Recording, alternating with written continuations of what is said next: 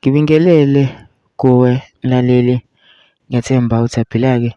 Mina ngizocela kuwe-ke laphana-ke ukuthi-ke uma ngabe usamusha-ke kulo-ke leli khasi-ke leli-ke wenze okulungile-ke laphana-ke ungixhase-ke, cindezele-ke ibhathini subscribe nje, akubizi imali, kumahhala nje, ukhiphe nesenti-ke elimnyama-ke leli-ke khona uzokwazi phela ukuthi-ke uthole nezinye-ke iy'ndaba-ke ezintsha-ke njengezolo ngiyifaka-ke kulo-ke leli khasi-ke leli-ke kusukela-ke manje-ke.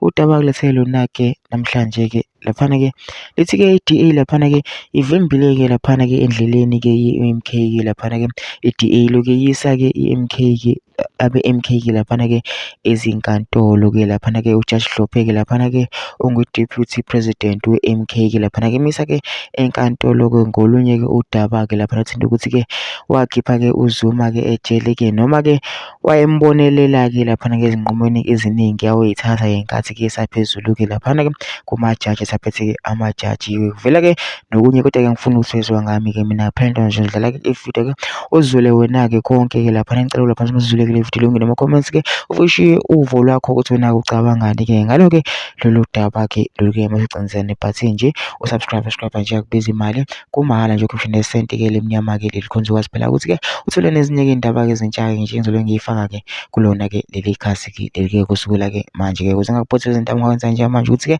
ngabe ucindezela-ke ibhathini subscribe njengamanje-ke nayo-ke le video-ke awuyithokozele.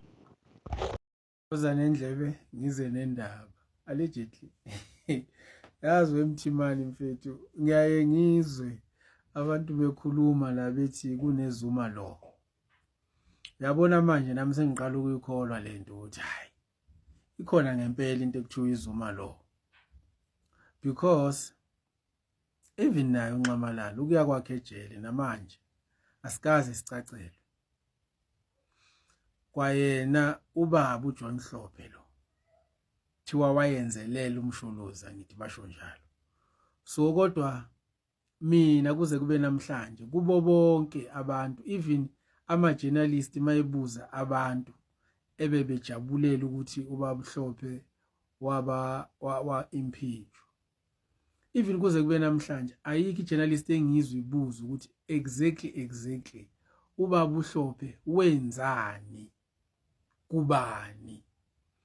Ngizwa nje le ngizwa nami la njengoba ngisuke ngizwa nje ukuthi sesithembe nina and kwamajaji lawo okushiwo kuwo okwakushiwo kiwo kanjalo mangizwa mina cha hayi ngathi abahambisani nalento.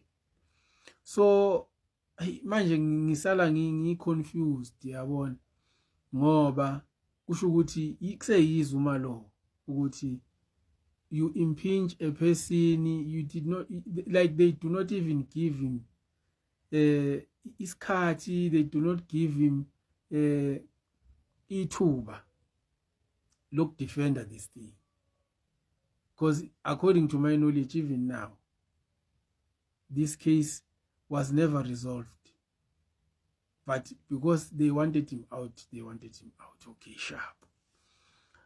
So because why?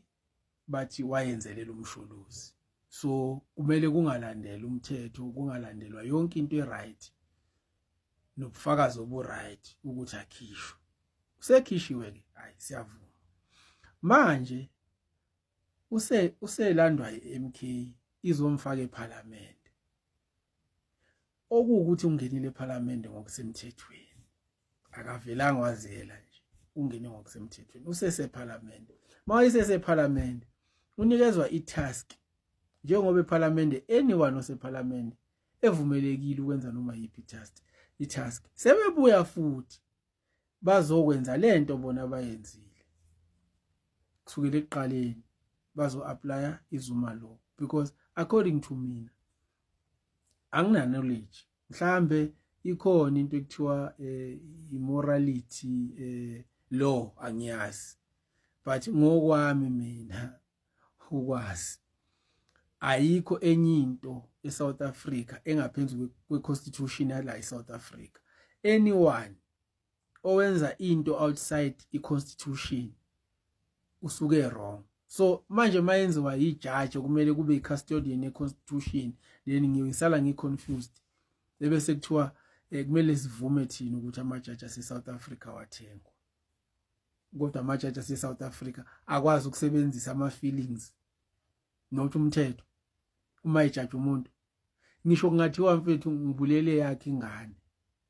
Umthetho wase-South Africa uma ngabe uthi kumele ungisentenze u-25 years ejele, kumele ungisentenze u-25 years. Angeke wena uthi ngoba ingane yami le ipeni engiyifilayo so yenza ukuthi ngimnikeze lo muntu u-50 years okanye u-75 years ngizomnikeza lokho ngenxa yokuthi wena usebenzisa ama-feelings. It does not work like that. Umthetho, you follow what is written down and is agreed upon. Kwathiwa lo umgomo umthetho wala eSouth Africa ukuthi uhamba la. So leyo ukuthi wena then you will change and say you are using immorality. How?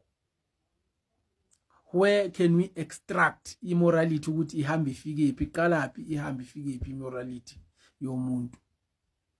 So like manje njengoba ngisho, I do believe ukuthi there is iZuma law eSouth Africa, and I think it is the only parallel law esinayo against the constitution. iZuma law, we don't have any other one. So and lo mthetho uimplementwa abantu ababesicindezele before, ababulala inqwaba yabantu. No one has ever fought abantu abamhlophe abaseParliament njengamanje ukuthi basiphilisa yiphi impilo njengoba besaqhubeka kwevini kwanamhlanje. Namanje basagwevene izinto zethu. Akekho umuntu obalwisayo ngalokho. Bona banenevu kodwa ukuthi balwise thina for into engekho. Into emabu ukuthi wena uphikisana nabo then kumele bakulwise. Yabona nje iZuma law bafethu is alive eSouth Africa, and kumele ngempela sithole indlela yokulwisa phela. Kodwa ke ngoba vele sisebancane sivula kamehlo okanye singabenefit thina kulezi zinto zabamhlophe, so kuzothatha isikhathi, kodwa khona kumele silwise lento yeZuma law.